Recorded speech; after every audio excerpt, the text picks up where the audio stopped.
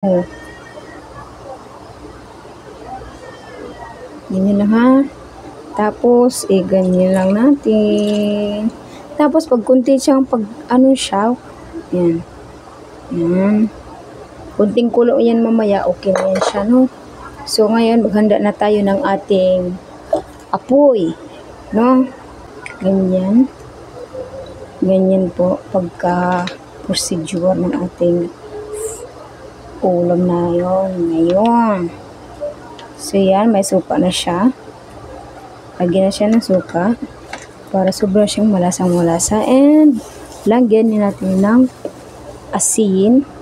Kunting asin lang para hindi siya masyadong maalat. Saka maliit na bitsin. Okay. Bango. And, halo-halo natin yan, guys. Ito, malinis itong tilapia. So, lagyan natin ulit.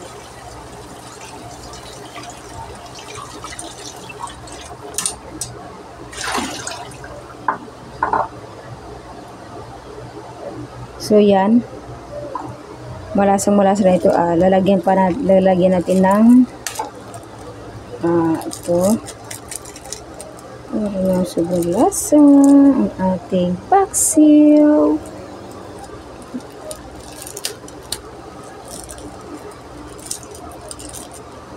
Okay. Mahalong-mahalo na yan. Yan. Ilalagay na natin to.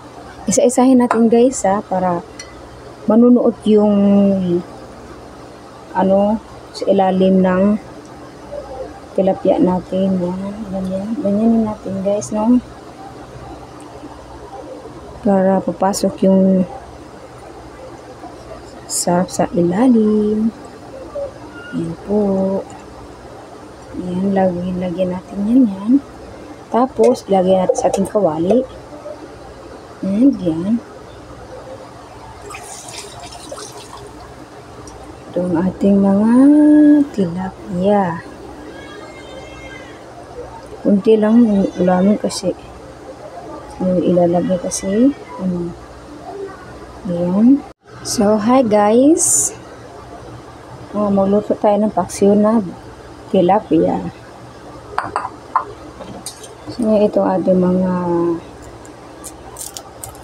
panglasa. Ating mga sahog-sahog.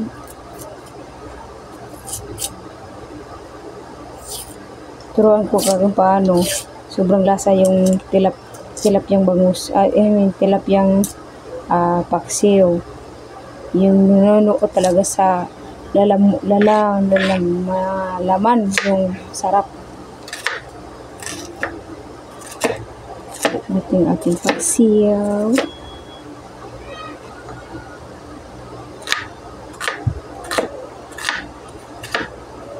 Tingnan natin yung ating Ayan.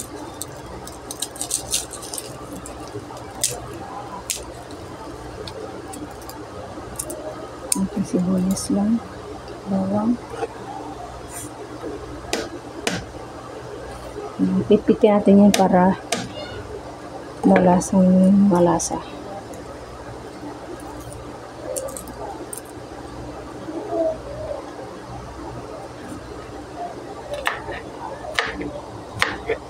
Yan.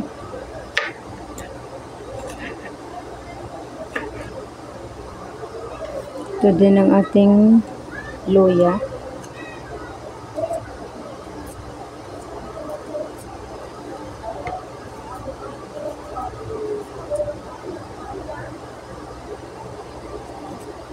Promise, gawin nyo ito sa bahay niyo. Maganda. Masarap. Sobrang malasang-malasa. Yung pagkapaksiyo. Kuha tayo ng konti ito.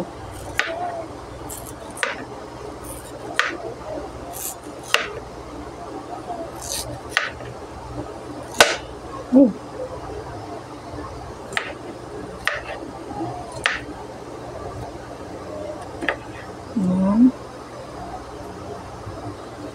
Yan ang ating ricados. So, yan na natin ating kawali.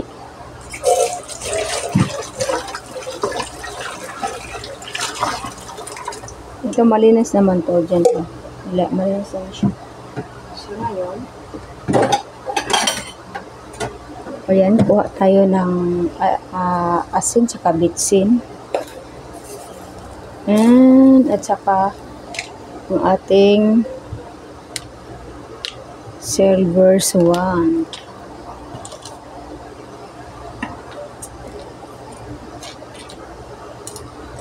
Ganyan po. Ito po, ilalagay natin po. Ilalagay na natin ito dito. Ganyan. Ganyan po pagka procedure ng ating ulam na yon ngayon. So yan, may suka na siya. Lagyan na siya ng suka para sobrang siyang malasang-malasa. And lagyan din natin ng asin. Kunting asin lang para hindi siya masyadong maalat. Saka maliit na bitsin. Okay. Bango. And halo-halo din natin yan, guys. Ito malinis sa itong tilapia. Lagyan natin ulit.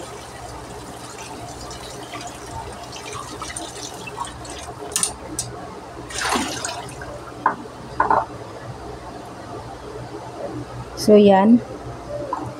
Malasang-malasa na ito. Lalagyan natin ng ito. Para na sobrang lasa ang ating paksiw.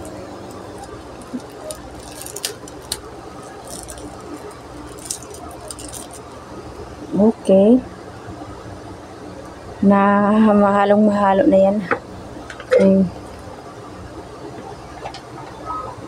Yan. Ilalagay na natin to. Isa-isahin natin, guys, para manunuot yung sa ilalim ng tilapia natin. Yan. Ganyan natin, guys, no? Para papasok yung sarap sa ilalim. Yan po. Yan, lagyan natin yan. Tapos, ilagay natin sa ating kawali. And yan. Ito ang ating mga tilapia. Kunti lang yung ulamin kasi. Yung ilalagay kasi. Ayan. Sobrang bango niya, guys.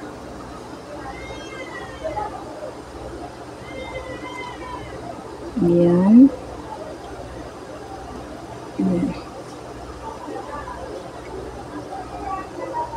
Ayan. Ganyan lang, guys. Ganyan lang. Ayan. Bobad. Ipasam-sam mo siya sa kuan. So, yan na nga, guys. Yan lang, 4. Itong 4. Kasi baka di maubos eh. Kunti lang kami kakain naman eh. Dalawa lang kami. So, ngayon, itong mga ricados na ito, ilagay natin dito. Yan, ihalo-halo lang natin. Yan lang, guys. Sobrang bango. Ganyan lang, ha. Tapos, ganyan lang natin. Tapos, pag kunti siyang siya, yan. Yan. Kunting kulo yan mamaya, okay na yan siya, no? So, ngayon, maghanda na tayo ng ating apoy, no? So, yan, kunting apoy lang para hindi siya mas sunog-sunog. Ayan. Tapos, mamaya yan, pag kumulo, okay na yan siya. So, ayan na siya. Kumukulo na siya, oh. So, para ganyan, hindi siya masyadong maasim, lalagyan natin yan ng kunting water. Water. Tubig ko yan. Lalagyan natin ng kunting water. Okay, ito. Tubig na to. Okay, ito.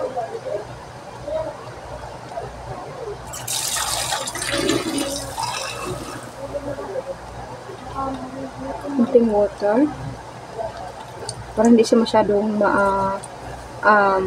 maasim. Okay siya. Mamaya yan, okay.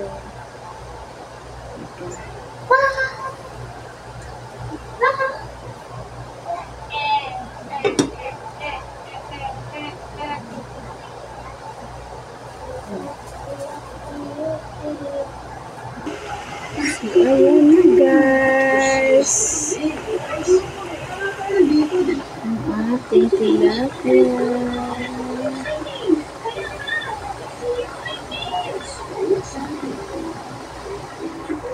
Sarap niya, guys.